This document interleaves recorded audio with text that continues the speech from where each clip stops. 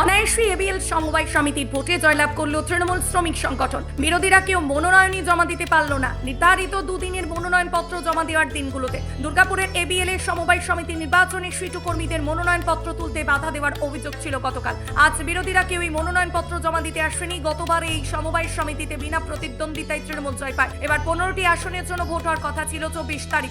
আজ ও আগামীকাল মনোনয়নপত্র জমা ও তোলার দিন। সিটু 8টি ও আইএনটিটিউ সিট 7টি আসনে সমঝোতা করে লড়ছে।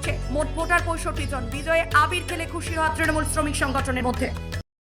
দেখুন, অ্যাকচুয়াল ব্যাপার হচ্ছে বিরোধীরা যেগুলো অভিযোগ করছিল কয়েকদিন ধরে, ওদের সেই সংখ্যাই নেই। ওদের সাথে যে 7 জন ক্যান্ডিডেট দেবে সেই সংখ্যাটাই নেই। তো স্বাভাবিকভাবেই লজ্জায় হয়তো আসেনি বিনা প্রতিদ্বন্দ্বিতার। কারণ দেখুন, মিথ্যা তো প্রচার করা যায় আর সত্য প্রকাশ। আপনারা দেখতে পেলেন, প্রকাশিত হয়েছে আপনাদের সামনে যে বিরোধীরা দূর দূর পর্যন্ত কোথাও নেই।